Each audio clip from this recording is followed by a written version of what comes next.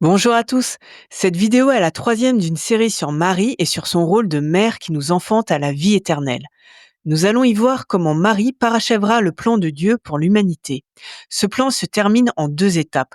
D'abord par la parousie, c'est-à-dire par le retour de Jésus-Christ à la fin des temps et par son intervention manifeste dans le cours de l'histoire. Puis, à la fin du monde, par la fin de la vie sur Terre. Les humains seront alors définitivement séparés entre ceux qui vivent avec Dieu au paradis et ceux qui sont en enfer. À ces deux étapes est associée ce qu'on appelle la résurrection des corps des morts. La résurrection des morts est décrite d'une manière impressionnante dans l'Ancien Testament. Dans le livre d'Ézéchiel au chapitre 37, je cite: La main de l'Éternel se posa sur moi, et l'Éternel m'emmena par son esprit et me déposa au milieu d'une vallée pleine d'ossements. Il me fit promener près d'eux tout autour, et je constatai que ces ossements étaient innombrables sur toute l'étendue de la vallée et qu'ils étaient totalement desséchés. Il me demanda: Fils d'homme, crois-tu que ces ossements revivront? Je répondis: Toi seul, Seigneur éternel, tu le sais. Puis il me dit: Prophétise sur ces ossements-là et dis-leur: Ossements desséchés, écoutez ce que dit l'Éternel. Voici ce que vous déclare le Seigneur, l'Éternel. Je vais faire venir en vous l'esprit et vous revivrez. Je mettrai sur vous des nerfs, je vous revêtirai de chair, je vous recouvrirai de peau, je mettrai en vous l'esprit et vous revivrez. Et vous reconnaîtrez que je suis l'Éternel. À la résurrection, nous aurons le corps que nous aurions dû avoir sans la chute d'Adam et Ève, chute provoquée par le péché originel qu'ils ont commis. Marie, la nouvelle Ève, c'est-à-dire cette nouvelle création de Dieu après Ève, n'a, elle, jamais péché. Aussi, le corps de Marie n'a pas connu la corruption de la mort grâce à l'Assomption qui a marqué la montée au ciel de son corps et de son âme. Elle a obtenu avant nous, en quelque sorte, la nature que nous aurons au royaume des cieux après la résurrection. La résurrection est l'expression d'une humanité renouvelée par la création divine. Marie est elle-même la matrice de cette humanité renouvelée. Il paraîtrait donc logique qu'elle joue un rôle à cette étape ultime du plan de Dieu. Saint Louis-Marie Grignon de Montfort en était convaincu. Pour le saint, Marie doit former les apôtres de la fin des temps, ceux qui prépareront le retour de Christ, qui lui-même précède la résurrection des morts. Il écrit dans son traité de la vraie dévotion: C'est par la très sainte Vierge que Jésus-Christ est venu au monde, et c'est aussi par elle qu'il doit régner dans le monde. La formation et l'éducation des grands saints qui seront sur la fin du monde lui est réservée. Elle ramènera les pécheurs et dévoyés qui se convertiront et reviendront à l'Église catholique. Elle l'éclatera en force contre les ennemis de Dieu. Mais le pouvoir de Marie sur tous les diables éclatera particulièrement dans les derniers temps où Satan mettra des embûches à ces pauvres enfants qu'elle suscitera pour lui faire la guerre. Ils seront petits et pauvres selon le monde, foulés et persécutés, mais en échange, ils seront riches en grâce de Dieu, et si fortement appuyés du secours divin qu'ils écraseront la tête du diable et feront triompher Jésus-Christ. Pour Saint Louis-Marie, alors que Marie est restée presque cachée à l'avènement dans le monde de Jésus, à son retour, elle sera connue et révélée au monde entier.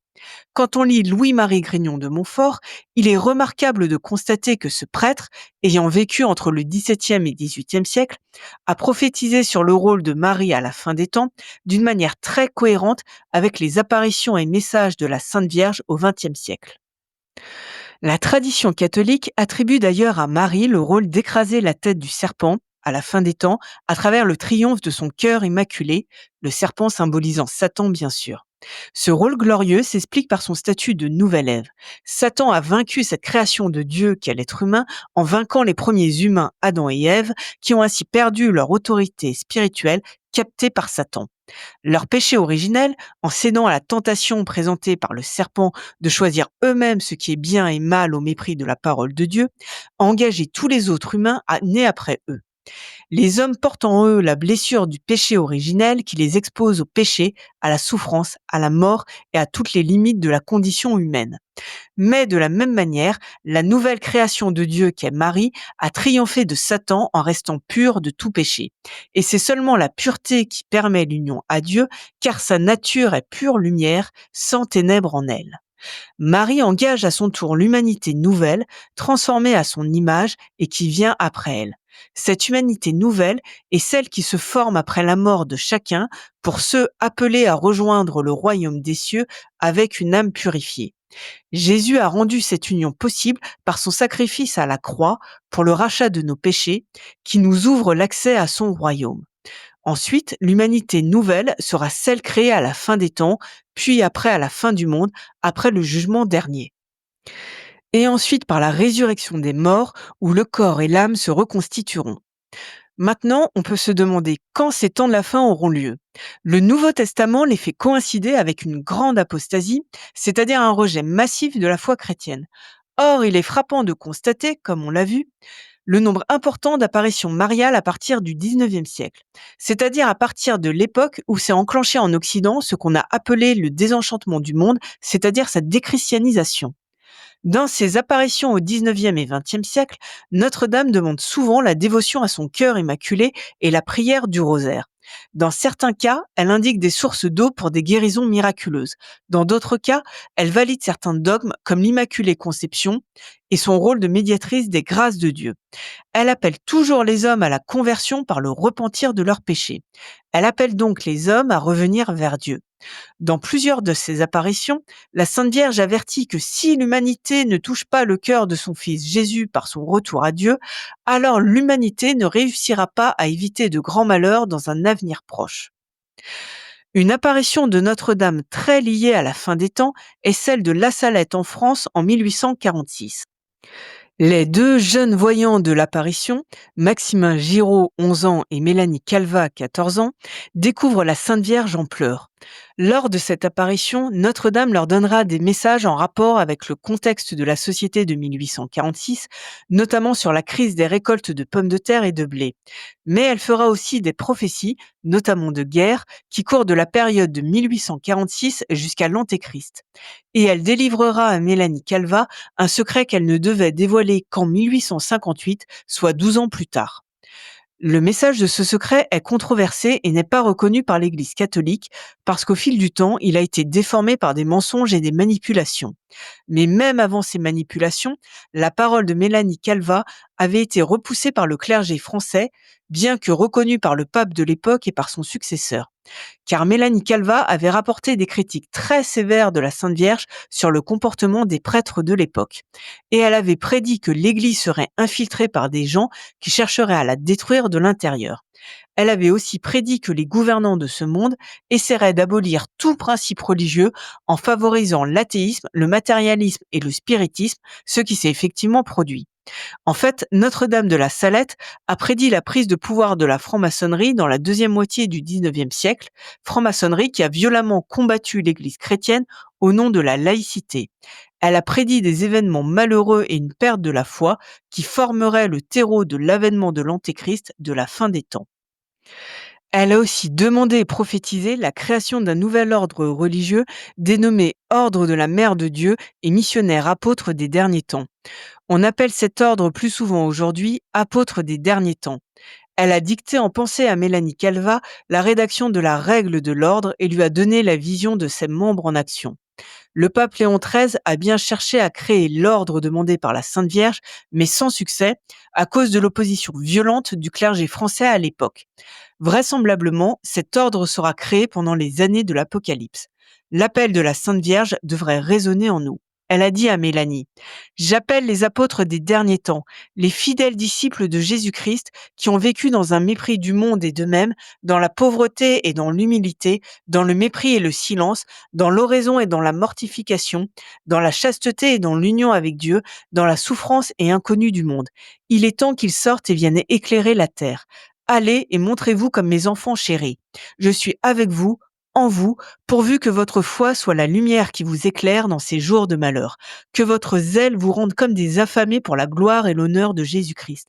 Combattez, enfants de lumière, vous petits nombres qui y voyez, car voici le temps des temps, la fin des fins. L'Église sera éclipsée, le monde sera dans la consternation. Mais voilà Enoch et Élie remplis de l'Esprit de Dieu. Ils prêcheront avec la force de Dieu et les hommes de bonne volonté croiront en Dieu et beaucoup d'âmes seront consolées. Ils feront de grands progrès par la vertu du Saint-Esprit et condamneront les erreurs diaboliques de l'Antéchrist. L'apparition de la Salette évoque donc très clairement la fin des temps. D'autres apparitions de Notre-Dame s'inscrivent dans un contexte prophétique qui renvoie aussi indirectement à la fin des temps. L'intervention de Notre-Dame pour nous protéger de guerres mondiales comme celle prévisible pour l'époque de l'Apocalypse s'est manifestée aussi à Fatima, au Portugal, en 1917.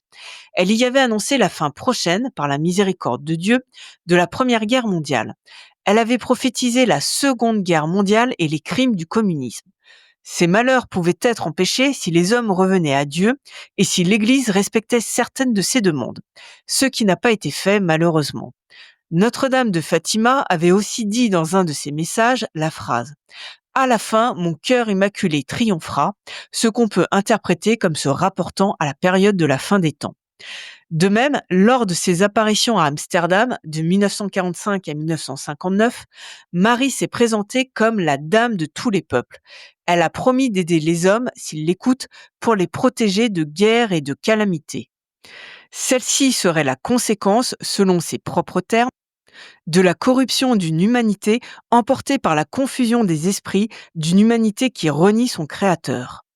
Cela rejoint aussi le message de ses 3 apparitions à Akita au Japon en 1973, délivrées à sœur Agnès Sasagawa Katsuko. À la suite de ces 3 apparitions, la statue de Notre-Dame exposée dans la chapelle où sœur Agnès a reçu les visions a fait l'objet de 101 lacrymations inexpliquées. Ces lacrymations se sont produites entre 1975 et 1981 devant plusieurs centaines de témoins. L'enquête canonique qui a été menée a exclu toute supercherie et a validé le caractère surnaturel des larmes de la statue. L'apparition d'Akita est donc considérée par le Vatican comme authentique. Ce n'est sans doute pas un hasard si Notre-Dame a choisi le Japon, seul pays à avoir connu les ravages de la bombe atomique, pour alerter les hommes sur le risque d'une guerre aux conséquences terribles s'ils ne se convertissent pas. Cette guerre terrible fait évidemment penser à celle du livre de l'Apocalypse de Saint Jean. Par ailleurs, la déchristianisation actuelle correspond bien à la grande apostasie que le Nouveau Testament décrit comme le déclencheur de la venue de l'Antéchrist. Une venue qui sera suivie de la victoire de Jésus sur l'Antéchrist. Nous défendons ici une interprétation de plusieurs prophéties issues de l'Écriture sainte qui semblent annoncer un retour de Jésus vers 2030. En résumé, la multiplication depuis le 19e siècle des apparitions mariales, dont certaines prophétisent la fin des temps, ou des événements qui paraissent similaires à ceux qu'on peut attendre de la fin des temps, donne raison à saint Louis-Marie Grignon de Montfort, ce grand apôtre de Marie. Si l'Église reconnaît officiellement seulement 16 apparitions de la Vierge Marie, il en existe en réalité beaucoup, beaucoup plus. Simplement, l'Église catholique est extrêmement frileuse et lente dans la reconnaissance des apparitions de Notre-Dame. Parfois, cette frilosité est justifiée parce que l'apparition de Notre-Dame et le message qu'elle délivre semblent plutôt relever d'une fraude, d'une affabulation des voyants ou d'une manipulation par une entité démoniaque.